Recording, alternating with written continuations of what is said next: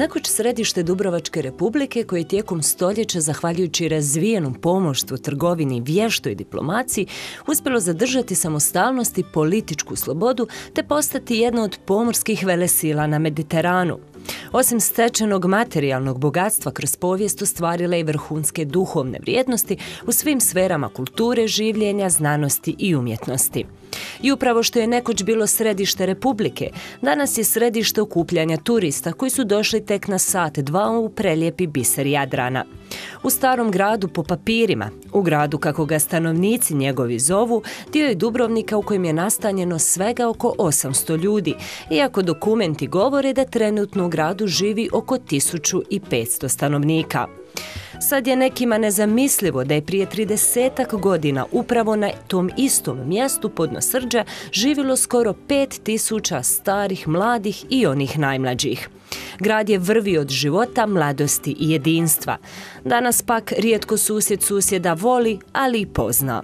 Današnji stanovnici grada, karmenaši, svetomarijaši, oni s Prijekoga i Pelina, Straduna, će vam kazati kako je život u povijesnoj jezgri, gdje bi se mnogi stranci potrgali da žive, postao težak, te iz godine u godinu sve teži i teži. Život je predivan, naravno, samo što je to malo nam fali možda mira ljeti, ali hvala Bogu, turistički smo grad, jel? A što nam fali, ako ne znam, ko ćeš kupiti boku vidite, moraš otići van grada, pituru, bilo šta, naprimjer, to su neke, ajmo reći, takve stvari, ali fali nam mnogo, ja bih rekao, razuma, na najviše fali. Život u gradu je život u gradu, bez auta, bez prometa, sve vam je na dohvat ruke, jedino što godinama postaje sve teži i teži. A šta mislite pod tim teže i teže? Pa zbog gužve najviše zbog gužve.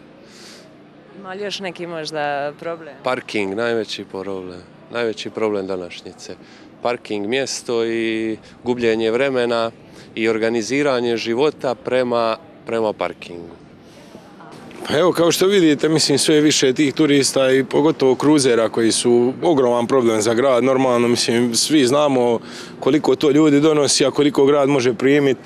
Nadalje, da ne govorimo od ovih dostavnih vozila, evo ga svega, mislim, stalno slušamo priče o nekakvom pročistaču i tako to. Ništa se u biti ne radi za ljude, sve se radi samo za turizam i za turiste. Znači, od 1.11. do 1.4. mi smo napušteni. Znači, niko uopće ne brine o nama, niti se uopće išta radi za građane grada, kamoli za grad. Prije 20-ak godina život je dolazio u grad, jer sve što vam je bilo potrebno mogli ste naći na Stradunu, u ulici od Puča, u svim sporednim ulicama, na Prijekom. Dok danas u tim ulicama ne možete pronaći ništa osim restorana i suvenirnica. Bez dobrih živaca i strpljenja u gradu bi život bio nemoguć. Prednosti života u gradu su što nema prometa, što kod djeca smo se mogli igrati po ulici, niđe nije mater bi me pustila vanka, ne me ni pitala što kako. I tako, sve mi je blizu, bile su prije masu utiga za kupi sve, ljudi su izvan grada dolazili u grad kupovati sve i robu i šta znam. A tako ima masu nekih prednosti tu, mi smo svi sentimentalno malo i vezani tu. Bilo bi jednostavnije pitanje da ste mi postavili što imate, a ne što vam fali. Znači imamo zidine, imamo kamen i tu privilegiju živiti u ovoj ljepoti. I imamo more, ali se bojim da za par godina da i toga neće biti, da to ostane našoj djeci. Mane su gužva, buka, mislim, vjerojatno se ponavljam ono što su svi ostali ljudi rekli. I tako. Nema recimo sportskih terena za djecu, nema previše stolova, sve je maksimalno iskomercijalizirano što se može napraviti. Nemamo ništa ono što smo imali kad smo mi bili mali, znači tu igru na otvorenom. Moja djeca se nemaju gdje igrati. Nemaju park u Pilama, to je sramota da se zove park. I mi smo grad prijatelj djece, znači imamo park u Pilama u koji ja ne idem s djecom od kad su se rodili oni prije 5 godina, jer se tu ne može boraviti s djecom, i gradac koji je onako zapušten. Djeca se nemaju gdje igrati s loptom, znači moja djeca uživaju i mi uživamo sada u gradu, što puno ljudi misli da smo blesavi kad mi rečemo sad uživamo u gradu, ova 2 zimska mjeseca. Jer djeca voze bicikle, igraju se loptom, što im je tijekom cijelog ljeta onemogućeno. Zbog restorana, zbog gostiju i tako. Ne može mi niko reći da je to turizam, jer je bio turizam i kad smo mi bili djeca, a imali smo divno djetinjstvo.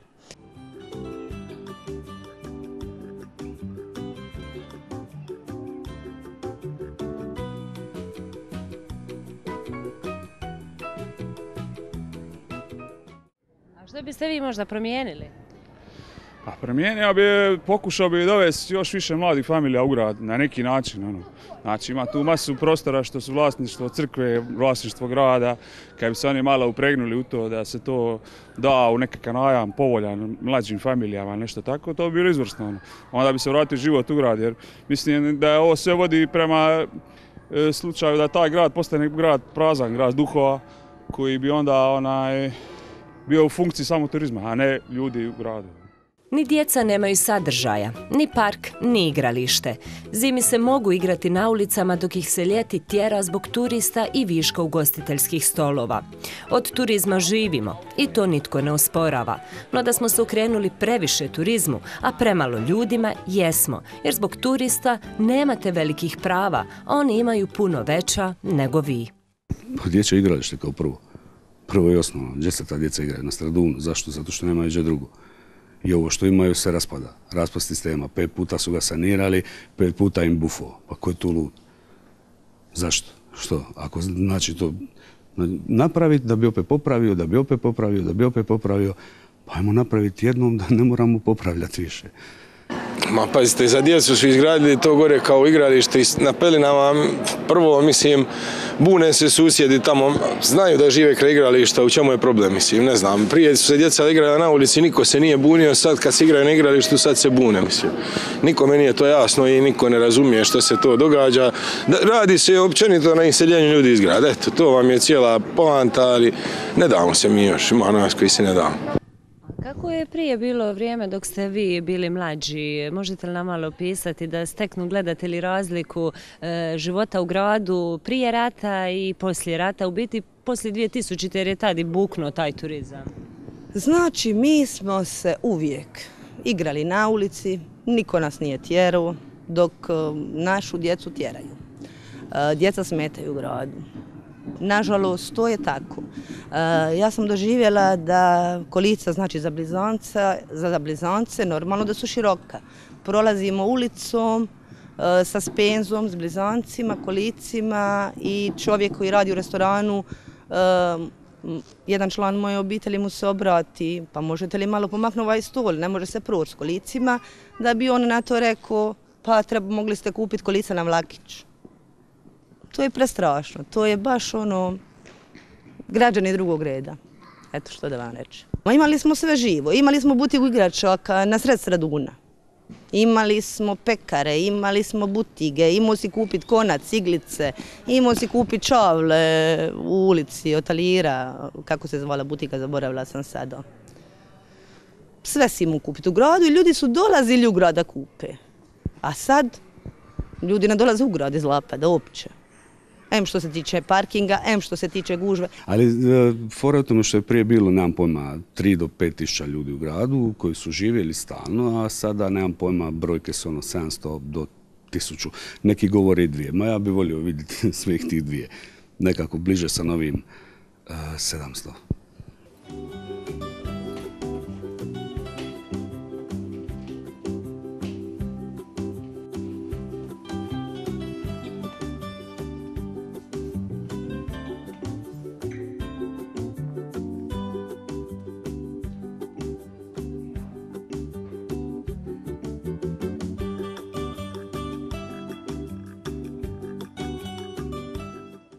Dakle, ono što je važno, pitanje parkinga i kao i brojne ostale pogodnosti za svu novorođenu djecu dobivaju stanovnici povijesne jezgre.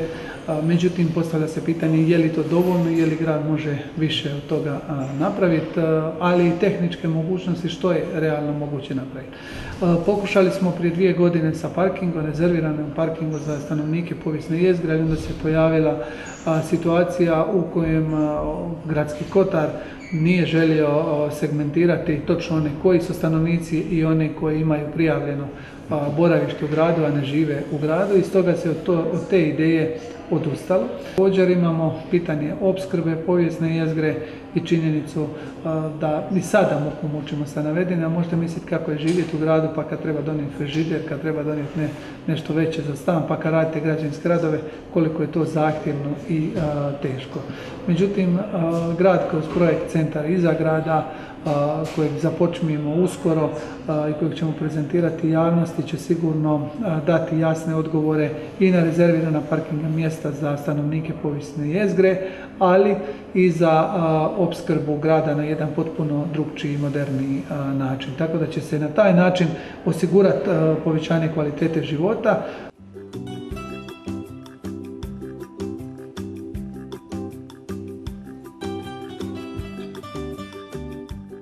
Pa ti nemaš mira nikako, nemaš svojih, ne znam, odmora, čak nekad ni nedjeljom. To buše, to ruši. Ako nije ljeto i turizam, nemam ništa protiv toga, ali do nekih ura. Jer ti ako se moraš dizati ujutro ili ako nešto radiš ujutro, a ujutro ne možeš spavati jer ti dolazi dostava, tako da si ti u ljeti od ure i po, 2 do 6, ako si u snu, ako uspiješ zaspa, super, ako ne, može se slika, a popodne kad bi recimo htio spavati, onda su normalno tu, onda se vuku kante smeća jer se kupi iz restorana svih moguće smeća, što je okej i normalno, ali dokle to ide. Govori, strpi se u gradu par mjeseci. Pa evo, nek se neko dođe, taj ko misli da se može strpiti, dođi, brate, probaj. Ugostit ću ta, nije problem. Jer do toga, pa dođi vidi kako je to u srcu ljeta, kad nemaš mira, kad ne možeš izaći, kad nemaš napraviti džir sam sa sobom, a doma ne možeš stati jer je ludilo, a zima kad dođe, onda svi buše, ruše, opet nemaš mira. Tako da volio bi, nemam pojma, bilo kojeg vladajućeg, ne vladajućeg, bilo kojeg političara, ajde riješite ovo, ljudi moji, što se to događa? Pa sjednite za stol, lijepo razgovarajte ko ljudi, ne znam, recite jedni drugima što ide i što ne ide i očistimo ovo, ajmo jednom dalje. Iako je bilo drugačije vrijeme jer tehnologija nije bila toliko uznapredovala, djeca su se većinom igrala po ulici. Tada dječji smijeh, vika i dreka nije smetala nikome, tek pokojem susjedu, dok danas od silnih stolova djeca i da se žele igrati nemaju gdje. Ili ih se tjera ili jednostavno nema prostora za igru. No i prije je bilo i turista i stolova. Jedina je razlika što danas imamo posla s masovnim turizmom, a ne elitnim kako ga neki nazivaju. Zbog abnormalnih gužvi ljeti do nanizanih stolova u svakoj ulici, osobi koja živi u Karmenu zimi treba 5 minuta do Pila, dok je ljeti drugačija priča. Do Pila se probija i do 20 minuta. Zvuči nevjerojatno, zar ne? Ali je istinito. Smetali tim stolovima, ne opet nego i mi, koji ova djeca danas, gledam ih na Stradunu gdje igraju rukometa, nogometa između 2 ulice, divno. To se nekad događalo po cijelom gradu. Nama je grad bio igralište i vjerojatno smo mi smetali drugima isto kao što su oni nama sa stolovima, sa ne znam nija čime ne smetali. Mi smo normalno ulazili na zidine bez da nas iko išta pitao i šetali po zidinama, igrali se, smijali se, planova, nahitanja, žandara i lopova, ne znam, žmurice, glibe u parku, ne znam, milion igara koje smo sami izmišljali. Dobro, mi nismo imali ono što ova danas djeca imaju, a to su kompjuteri i tehnologija koja okružuje nas, ne samo nas, nego cijeli svijet i o kojoj smo nažalost ovisni. Puno smo se više igrali na ulici nego što smo bili doma. Pa fali sadržaja za ljude, znači da ne mogu ja kupovati suvenire i živjeti od suvenira, jest suvenire, mislim, svaka čast suvenirnicama i svemu, ali ovaj broj suvenira i ovako ovih butika koji ne služe nama ljudima, to je više, mislim previše, imamo, znači 2 butike i biraj koju ćeš. Kakav je prije bio život u gradu, prije ovog razvitka turizma, 90-ih i prije rata? Ma čujte, neusporedivo je, mislim, ja sam bio dijete, ali djeca se najbolje sjećaju svega, mislim, što da vam rećem, bilo je ljudi, bilo je svega, nisi trebao izaći iz grada za ništa. No grad bez obzira na sve ima i dalje svojih pozitivnih strana. Pa ima, kako nema, tu imamo parparelu, imamo aparat, pođemo s barkom, s gliserom kad nas se čefne i tako, sve nam je tu, Pomalo se život u biti vrati u grad, imamo tu i lazarete, revelin, sve nam je tu. Ne moramo nešto sad ići vele okolo, i s autima. Mislim, tek problem auta, parkiranja, to je tek posebno jedan cijeli, mogao bi držati govor 3 dana. Eto. Ma ima, normalno, mislim, lakše je sa djecom, lakše je vidi se to, ljudi sjednu, piju lijepo kavu, uživaju, djeca se igraju okolo, nema opasnosti od prometa, od ovoga, međutim, ni to se unazad. A od kad su kruzeri došli, ni to se ne može, znate i sami, mislim, pogotovo broj stolova, da ne pričamo, mislim, ove priče da će oni 10% smanjiti stolove, to je muha na slona. Unatoč svim manama koje je grad kroz godine stekao, većina je odlučila stisnuti zube i ostati živjeti tamo gdje je srce, jer gdje je srce, tu je i dom. No, bilo je i nekolicine građana koje je muka natjerala da prodaju svoje nekretnine i odsele. A to su ljudi, ja razumijem tu starije ljude koji su već nekim godinama pa su oni to prodali pa da kao po stare dane žive, ajmo reći s mirom i našli su neđe sebi nešto drugo zakupiti. Pa to još i razumijem, ali ovi mlađi što su prodali, što to, mislim, evo ja konkretno nisam htio to prodati, ja tu živim na Stradunu i mislim, nije meni bolja potreba to prodati na kraju krajeva i to je ostalo meni, ja mogu s time napraviti što hoću, mislim, mogu raditi s turizmom, tu mi sad živi mater, tako da ne znam, to je svako neka odluči po svome, ne znam. To je njihova stvar, mislim, meni je žao jednostavno samo radi toga što se prodava strancima, što se to nije prodalo, ne znam, za nekakve možda bolje novce ili nešto kakvim obiteljima koji bi tu živjeli, koji bi naselili grad ili nešto, međutim, eto, kao što sam već rekao, odavno se radi na tome da grad bude muzej, pa eto, uspijeva im polako, jel? Zato što je ljudima težak život. Moja pokojna baka je bila rekla, to smo se svi doma smijali, bila je stara, bolesna i svako malo je trebala dolazi hitna pomoć. Za hitnu pomoć se treba naravno tražiti dozvola, tako je, I onda ona rekla, a možda bi mi mogli isto prodati pa kupiti neđe blizu Medareva stan. Kad cijelo vrijeme idemo i u to vrijeme sam ja, na primjer, isto bila slomljene noge. Teško je, sve živo je teško, sve živo je teže nego u bilo kojem drugom dijelu grada. Nama iz grada.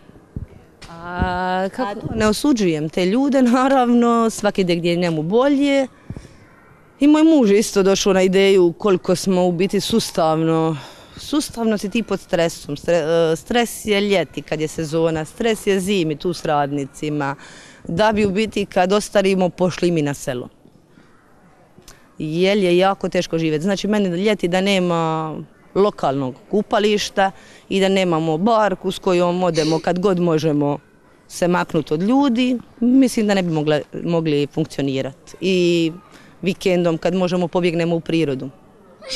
I to je to. Što mi se smiješ? Bez obzira što je život u gradu postao težak i nekima nezamisliv, te nikad nije bilo teže usprkos svim obećanjima za bolje sutra, život u gradu ima i svojih pozitivnih strana. Upravo ljubav njegovih stanovnika ga održava živim, a i dječji smijeh je nakon dugo vremena ponovno počeo odzvanjati gradskim ulicama. Šta ja znam, život u gradu je super, ali ne bi ga mijenjao za ništa. A s druge strane bi, nemam pojma, bježao koparen i tražio neđe sebi svoj mir i nemam pojma, svojih 5 kvadrata da mogu imati malo zemljice i to. Kad bi tako razmišljali, ne razmišljam, sam dijete grada i želim živjeti u gradu, želim ostariti u gradu. Ako Bog da mi djeca sutra trče po gradu i da se ne boje ničega, će ga lupnu što ili neće. Ponosna sam i dalje što moja djeca odrastaju ovdje u gradu, što odrastaju u ovoj ljepoti. I znači kad otvorimo prozor da vidimo ovu ljepotu, jer ja svaki dan iznova se divim tome. I nadam se da ćemo tu ljubav prenijeti na svoju djecu, da će oni uspjeti opstati ovdje kao što smo mi i boriti se možda s vjetrenjačama, možda će uspjeti oni nešto promijeniti. Život u gradu je lijep, ali trebalo bi po meni da se pripaze ljudi iz grada i da se njima udovoljava, a ne da mi udovoljavamo svakome.